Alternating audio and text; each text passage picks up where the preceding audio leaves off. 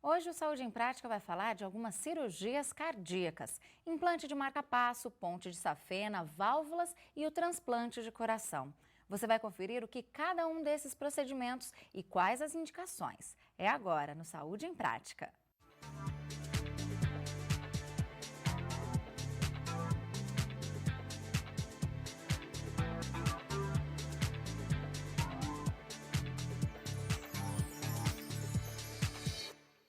E para falar sobre cirurgias cardíacas, recebemos aqui o Dr. Marcelo Laneza Felício, cirurgião cardiovascular e professor da Faculdade de Medicina da Unesp de Botucatu.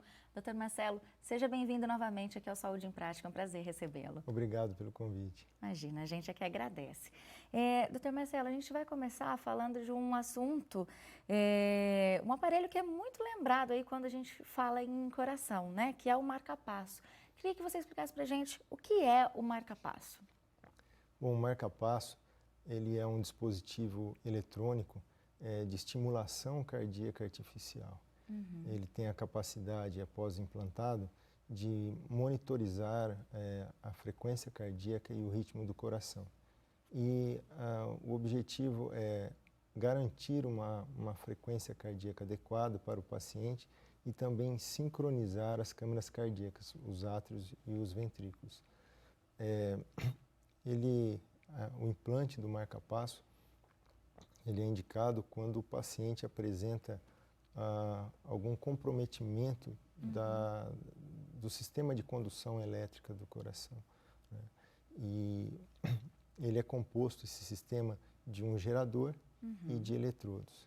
O gerador como mostra a imagem, é uma pequena caixa metálica e que contém um circuito eletrônico miniaturizado e também uma bateria compacta de longa duração. E agora, como que é o procedimento para a colocação do marca-passo nas pessoas? É uma cirurgia, doutor? É um procedimento cirúrgico. A grande maioria é colocado com anestesia local.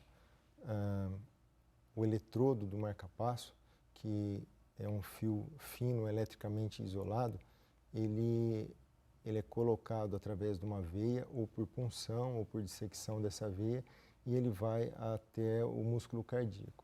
E depois é conectado ao gerador de marca-passo, e esse gerador fica sob a pele na região anterior do tórax.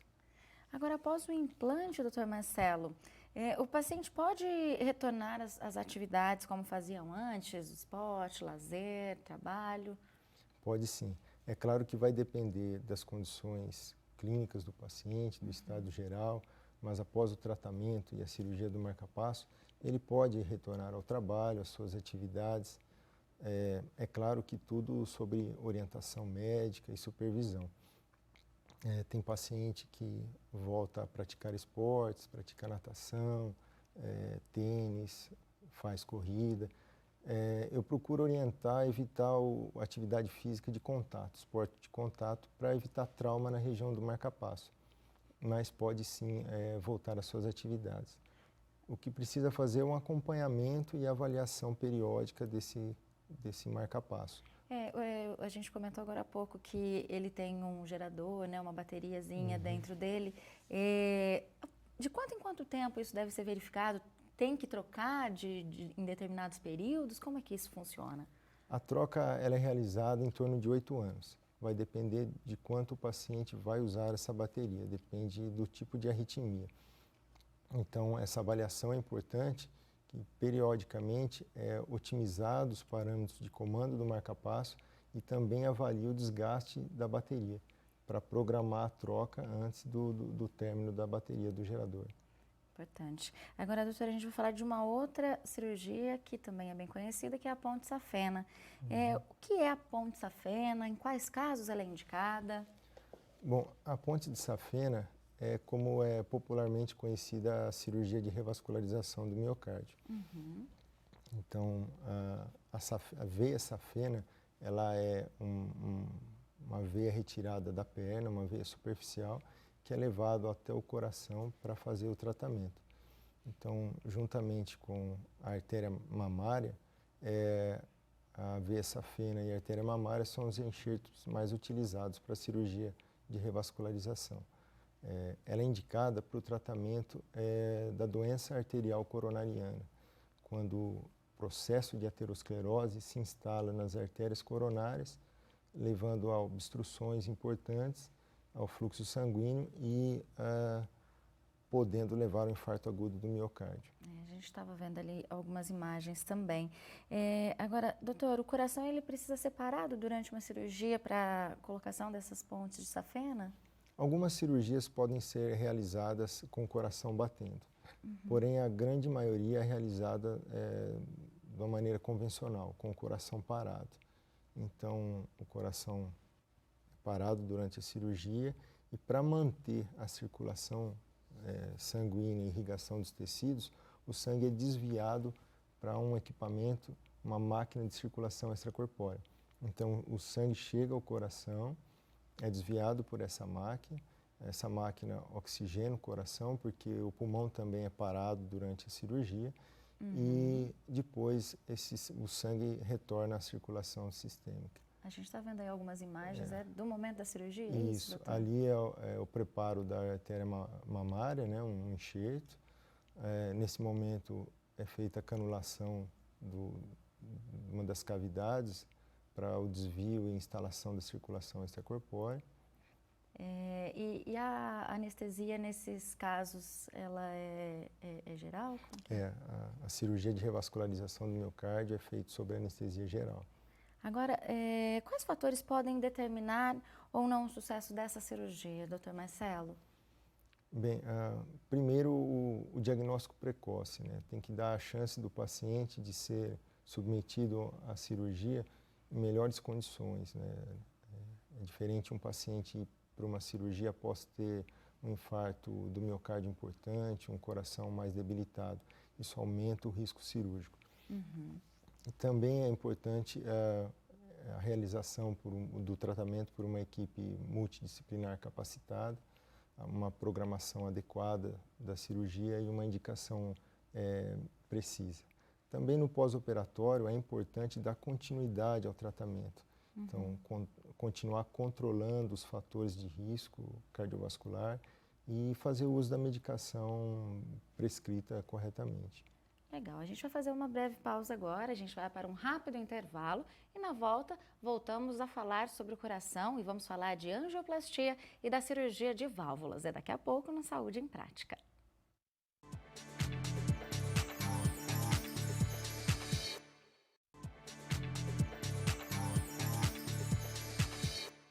Saúde em Prática está de volta e aqui conosco está o Dr. Marcelo Laneza Felício, que é cirurgião cardiovascular e professor da Faculdade de Medicina da Unesp de Botucatu. E ele está aqui nos esclarecendo sobre cirurgias cardíacas. Dr. Marcelo, então retomando o tema de hoje, agora a gente vai falar sobre a angioplastia. Muitas vezes ela é confundida como uma cirurgia, mas ela não é, né? Um outro tipo de procedimento, doutor? Exatamente. Quando o paciente apresenta uma doença arterial das artérias coronárias, ele tem 3 opções de tratamento. Ou tratamento clínico medicamentoso, ou através da angioplastia, ou com a cirurgia de revascularização do miocárdio. A angioplastia ela não é uma cirurgia, é um procedimento realizado no laboratório de hemodinâmica por médicos especializados. Então, a angioplastia ela é realizada com um catéter que ele é inserido ou pelo braço, numa artéria do braço ou numa artéria da região inguinal, e ele vai até o coração para realizar o tratamento. Olha só, então ele vai percorrendo o corpo até chegar ao coração? Até chegar ao coração. Na ponta do catéter tem um pequeno balão, um balonete, que ele é locado no sítio da lesão, no local de obstrução. Esse balonete é insuflado para poder abrir o vaso. E como é controlado, como esse catéter vai chegar ali no lugar exato, doutor Marcelo? Então, a monitorização do caminho do catéter e o próprio procedimento em si, tudo isso é feito através da injeção de contraste. Então, é injetado o contraste e, ao mesmo tempo, é feito a radioscopia do paciente e, numa tela, o médico vê o exato lugar onde está o catéter, onde está a lesão. Tudo ali em tempo real, tudo acontecendo em tempo real. no mesmo momento. Interessante. Agora, qual é a indicação para a angioplastia, doutor Marcelo? Em quais casos é um procedimento indicado? A angioplastia é indicado justamente quando tem uma obstrução do vaso importante. Então, aí essa obstrução impede o fluxo adequado de sangue chegar até o músculo cardíaco. Então, neste caso, a angioplastia é uma das opções de tratamento. Agora, toda angioplastia requer a utilização de stents, né? A gente sempre ouve falar de stents. O que são esses stents, doutor? Os stents são pequenos tubos confeccionados de uma malha fina de metal e após a angioplastia com catéter balão, quando é colocado o stent, essa malha ela arma e mantém aberta a coronária bem no local do nível de obstrução. Então, ele sempre tem que ser utilizado nesse procedimento? Pode ser realizado sem o stent, mas sempre que possível é utilizado sim. É recomendado, É recomendado. né? Existem tipos de stents? Quais são os mais utilizados? Existem dois tipos, os stents farmacológicos e os stents convencionais. A diferença é que os stents farmacológicos são recobertos por uma medicação. E essa medicação tenta retardar o aparecimento de novas lesões a nível do stent. Agora, depois de ter feito a angioplastia, pode acontecer da artéria obstruir novamente, doutor Marcelo? Pode sim. Após a angioplastia, com o tempo, pode surgir uma nova lesão ou em outro ponto da coronária ou mesmo no local do stent. E para diminuir essa ocorrência, o paciente tem que também continuar cuidando dos fatores de risco para o coração e também fazer uso da medicação sistematicamente. Agora, doutor Marcelo, a gente vai mudar mais uma vez o assunto, vamos falar sobre a cirurgia de válvulas. Então, eu queria saber o que é essa cirurgia e em quais casos ela é indicada? As válvulas cardíacas são estruturas que elas se situam entre as cavidades cardíacas, entre os átrios e ventrículos, como a válvula mitral e a válvula tricúspide, e temos também válvulas situadas na saída dos ventrículos, como a válvula pulmonar e aórtica. E isso permite com que o fluxo ele tenha um sentido só pelo coração, pela circulação. E a cirurgia para a válvula está indicada quando existe um comprometimento dessas válvulas e elas não estão funcionando corretamente. E ela é indicada baseada nos sintomas do paciente e também em alterações do coração causadas pela válvula doente. Então, uma parte do corpo mesmo que é substituída. Exatamente. No procedimento. Você pode deixar parcialmente, em algumas válvulas, algum tecido da válvula, mas você acaba retirando a maior parte dos folhetos e implantando próteses valvares. Legal. Agora, quais são os tipos de válvulas implantadas, doutor? Existem diferenças entre elas? Existem dois tipos, basicamente, a válvula biológica e a válvula metálica. A válvula biológica ela é feita de tecido animal, um tecido tratado. Pode ser um tecido bovino ou um tecido de porco. Já a válvula metálica ela é confeccionada de uma liga de carbono. A diferença entre as duas, principalmente, é a durabilidade. A válvula metálica ela tem uma maior durabilidade, uma grande durabilidade. Já a válvula biológica ela pode degenerar, ela desgastar com o tempo. Mas a válvula metálica, o paciente precisa fazer uso de uma medicação anticoagulante para o resto da vida e um controle rigoroso disso, para evitar que se forma trombos a nível da válvula. Já a válvula biológica não precisa fazer uso dessa medicação. Agora, doutor, a cirurgia de válvulas ela pode ser feita com cortes mínimos? Sim, tem as cirurgias que chamamos de cirurgias minimamente invasivas, realizada através de pequenas incisões ou por pequenos acessos. Porém, ela tem sua indicação limitada, só em alguns casos que pode empregar esse tipo de técnica. A grande maioria é realizada de forma convencional. Bom, a gente vai fazer mais uma rápida pausa agora, doutor. O Saúde em Prática vai para um intervalo e no próximo bloco você confere como é o transplante de coração. E você vê também o quadro de Olho no Movimento com o Jiu-Jitsu. Então, Saúde em Prática volta já.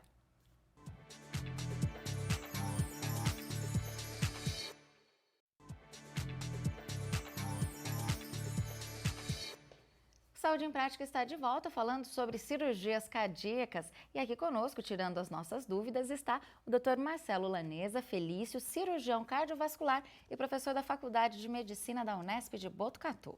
Mas, antes de prosseguir, é hora do De Olho no Movimento. Hoje com uma luta que traz vários benefícios físicos, auxilia na concentração e estimula o respeito ao próximo. O De Olho no Movimento está no ar com o Jiu-Jitsu na Unesp.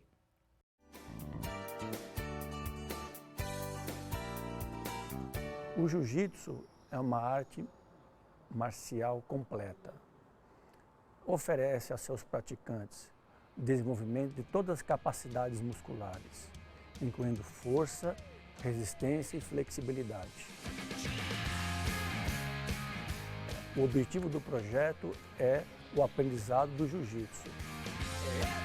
O projeto ele é para uma iniciação, ele não tem para fins competitivos, então é algo mais saudável e muito mais fácil de ser praticado.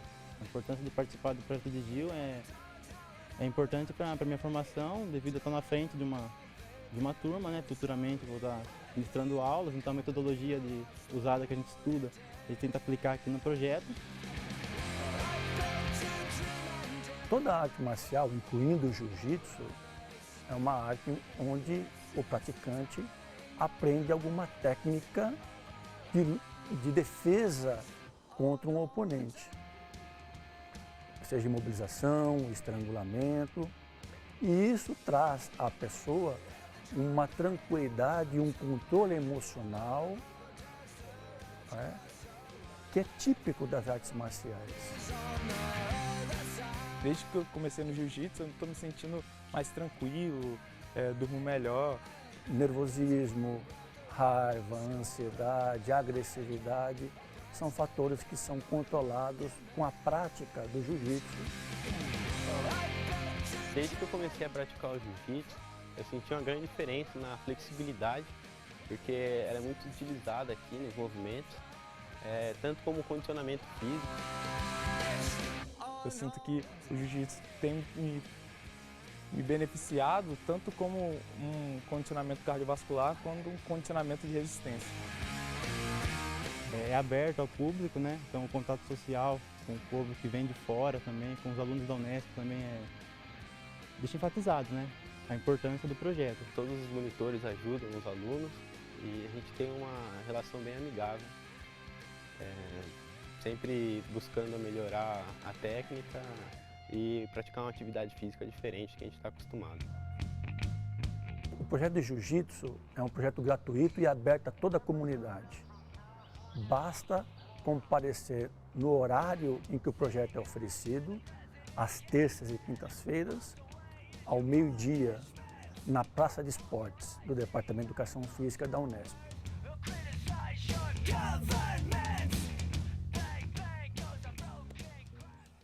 Mais um projeto aí muito bacana do pessoal de Educação Física da Unesp de Bauru. Parabéns ao professor Dalton e a todos os envolvidos com esse projeto. Doutor Marcelo, voltando aqui ao nosso tema de hoje, a gente vai falar de um outro procedimento cirúrgico que é o transplante.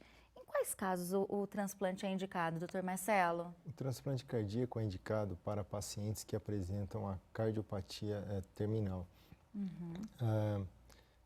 Nesses casos, o tratamento clínico otimizado, procedimentos intervencionistas ou até mesmo a cirurgia não são suficientes para garantir uma qualidade de vida para o paciente e também oferecer uma certa longevidade. Mas quando o coração já está tão debilitado que realmente não consegue fazer sua função no organismo, realmente o coração já não está mais trabalhando como deveria. Exatamente, ele está já debilitado, fraco e ele não trabalha corretamente, não consegue garantir as suas funções. Uhum. Agora, doutor, existem duas técnicas cirúrgicas utilizadas no implante do coração, né? Quais são elas? Existem dois tipos de transplante, o transplante ortotópico e o transplante heterotópico. Bem, o transplante ortotópico é quando você retira o coração doente e implanta um novo coração, um coração saudável. Já o transplante heterotópico é quando você mantém o coração do paciente e implanta um novo coração em paralelo.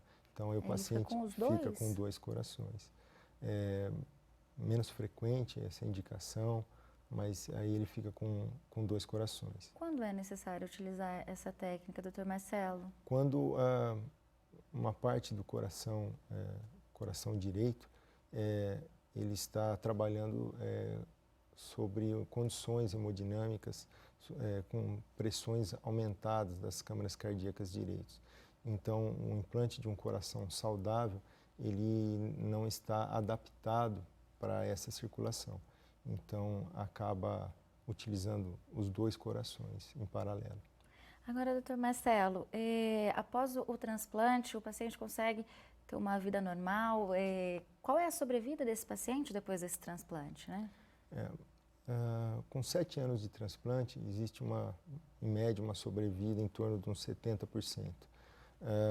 Se levarmos em consideração que um paciente com cardiopatia terminal, após um ano, tem uma sobrevida de 80%, ou seja, 20% evoluem a óbito, e que após 2 anos, 50% só dos pacientes sobrevivem, dá para dizer que o transplante é um tratamento eficiente. Legal. Agora, depois desse procedimento, pode ocorrer algum tipo de rejeição a esse novo órgão? Pode sim. A rejeição é uma resposta imunológica do organismo ao órgão transplantado. E a rejeição ela pode ocorrer, e para que isso possa ser evitado, então primeiro o órgão que é oferecido é um órgão mais compatível possível para o paciente. E depois o paciente também ele precisa fazer uso de medicações para diminuir essa resposta imunológica e evitar a rejeição. Doutor, quais cuidados devem se tomar após o transplante de coração ser realizado? O paciente precisa continuar com o acompanhamento cardiológico com a equipe transplantadora, justamente para poder controlar e evitar o mecanismo de rejeição e também para evitar infecções, porque o paciente ele fica imunossuprimido por essas medicações, então ele fica mais suscetível a infecções. Por isso, o paciente também tem que ter cuidado de evitar situações favoráveis à infecção, como evitar ambientes fechados, chegar perto de uma pessoa gripada, ou até a ingestão de alimentos contaminados e assim por diante. Agora, uma pessoa que precisa de um transplante, como se candidata para receber um coração, né, para receber uma doação? Sim, essa pessoa ela é inscrita numa central de transplante, onde é feita uma lista única. Então, os pacientes que estão há mais tempo esperando o órgão, eles recebem primeiro o coração. Então, quando tem uma pessoa que teve uma morte encefálica, um potencial doador, essa central de transplante é notificada e, conforme as características do órgão, ela oferece para as equipes cadastradas também, conforme a compatibilidade e o peso do paciente. Alguns pacientes que estão mais graves, em estado clínico mais grave, ou estão internados numa unidade de terapia intensiva, na UTI, ou até mesmo precisando de aparelhos para manter a circulação, são os aparelhos de suporte circulatório mecânico, esses pacientes eles são priorizados. Então, para uma outra lista de pacientes mais graves. Doutor Marcelo, a gente já está quase aqui encerrando o programa. A gente sempre fala aqui durante quase todos os programas que é sempre melhor prevenir, né? E é claro, a alimentação adequada, ter uma prática regular de exercício. A gente sabe que, acho que esse é o ideal para a gente ter uma vida cada vez mais saudável. Agora, quando a gente fala de problemas sérios no coração, a gente sabe que o tempo faz toda a diferença, né? É vida, exatamente. Então, eu queria que você, até para a gente alertar o pessoal de casa, assim, quais os primeiros sinais, assim, de que pode estar algo errado acontecendo com o nosso coração, pode ser um mal ali mais grave que está se aproximando. Então, quais são os sintomas, os principais sinais que as pessoas precisam ficar atentos? Os principais sinais é a dor precordial, a dor no peito. Geralmente ela se inicia de uma forma aguda, pode ser desencadeado aos esforços físicos. Geralmente a dor cardiológica tem radiação para o membro superior esquerdo, pode estar associada a sudorese, ao mal-estar, tonturas e até palpitações. Então é importante nesses casos procurar um serviço médico para poder afastar uma dor do coração e até, no caso, se diagnosticado, começar a tratar e intervir precocemente. Sim. Bom, quero agradecer aqui a sua presença mais uma vez, Dr. Marcelo, sempre muito bem-vindo, sempre muito esclarecedor. Obrigada, viu? Eu que agradeço. Bom, e lembrando que você aí de casa pode rever este programa e todos os outros já exibidos em nosso site. Eu espero te encontrar na semana que vem, no próximo Saúde em Prática. Então, até lá. Tchau, tchau.